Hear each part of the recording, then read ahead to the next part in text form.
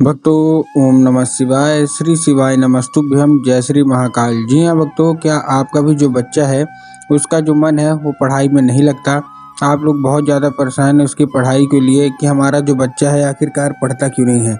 जब भी आप उसको पढ़ाने के लिए बैठाते हो तो वो इधर उधर के कामों में लग जाता है, लेकिन पढ़ता बिल्कुल भी नहीं है। आपने बहुत ज़्यादा उसके लिए क्या कुछ नहीं किया, आपने बहुत ज़्यादा फीस दे रखी है, बहुत अच्छा कोचिंग ट्यूशन दे रखा है, हर एक चीज़ की सुख सुविधा दे रखा है, सब चीज़ ठीक ठाक है, लेकिन फिर भी आपका जो बच्चा है ना उसका जो मन है वो पढ़ाई में बिल्कुल भी नहीं लगता। तो ऐसे में कौन सा उपाय करें ताकि आपके बच्चे का जो मन है ना वो पढ़ाई की ओर लगे, पढ़ाई की ओर आकर्षित हो। आज की इस वीडियो के माध्यम से हम आपको बताने वाले हैं कि आपको करना क्या है।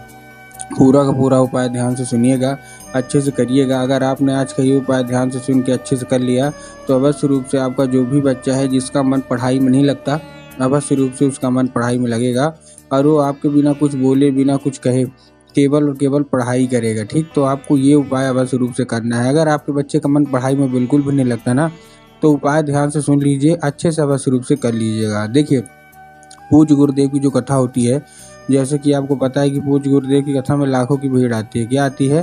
पूज्य गुरुदेव की कथा में लाखों की भीड़ आती है। और जब गुरुदेव की कथा में लाखों की भीड़ आती है तो वहाँ ज़्यादातर जो भक्त रहते हैं वो क्या करते हैं, पत्र के द्वारा, किसके द्वारा? पत्र के द्वारा अपनी मनोकामना गुरुदेव तक पहुँचाते हैं।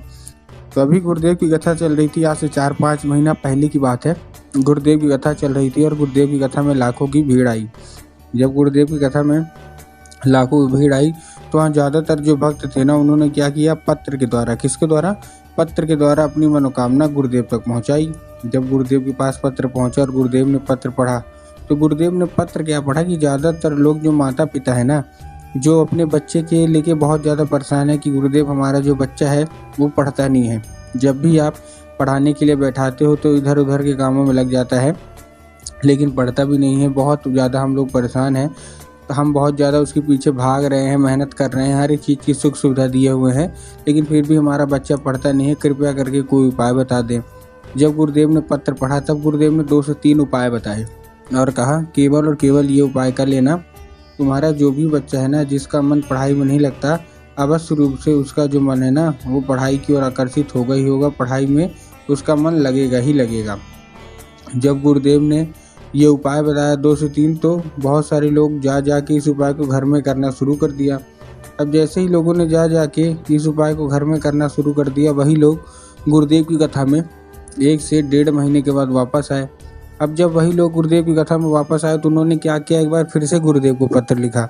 लेकिन इस बार का जो पत्र था ये आप जान के हैरान हो जाओगे कि ये वाला जो पत्र था ये गुरुदेव को धन्यवाद के रूप में पत्र था कि गुरुदेव धन्य हो आपका, आपके द्वारा बताया गया उपाय हमने कर लिया है। हमारी जो मनोकामना थी ना, जो कि हमारा बच्चा नहीं पढ़ता था, अब वो बिना बोले बिना कुछ कहे पढ़ने लगा है। हमको अब कोई भी शिकायत नहीं है, ये केवल और केवल महादेव की ही कृपा हुई है। आपका कोटि कोटि धन्यवाद। तो देखिए, जो लोग मेरी आवाज़ सुन रहे हैं, अगर आपको भी जानना है कि आखिर ऐसा कौन सा उपाय है जिसको करने मात्र से जो बच्चे होते हैं वो मात्र 1 से 1.5 महीने के अंदर पढ़ाई की ओर आकर्षित होते हैं, तो चलिए हम बताते हैं आपको आज की इस वीडियो के माध्यम से कि आपको करना क्या है। पूरा का पूरा उपाय आपको ध्यान से सुन के अच्छे से अवश्य रूप से कर लेना है। लेकिन उससे पहले चैनल पर अगर पहली बार आए हैं और आवाज़ मेरी पहली बार सुन रहे हैं तो वीडियो कर दें लाइक और चैनल को भी कर लें सब्सक्राइब, ताकि पूजनीय पंडित प्रदीप जी मिश्रा के रोज़ नए नए उपाय जो कि मैं उनकी कथा से सुनता हूँ, श्रवण करता हूँ, सबसे पहले मैं आपको प्राप्त करा सकूँ। ठीक, तो देखिए, जो हमारा सबसे पहला उपाय है उस उपाय में आपको करना क्या है। जो हमारा सबसे पहला उपाय है वो 3 काली तिल और 1 धतूरे का उपाय है। फिर से बता रहा हूँ कि किसका है, 3 काली तिल और 1 धतूरे का। अब देखिए, काली तिल और काली मिर्च में ना बहुत सारे लोग कंफ्यूज होते हैं कि काली तिल लेना है कि काली मिर्च लेना है। इसलिए गुरुदेव ने बताया कि आपको क्या लेना है, आपको काली तिल लेना है, साथ में आपको 1 धतूरा लेना और अपने बच्चे के हाथ में दे देना है और उसको भेज देना है सीधा सीधा शिव मंदिर।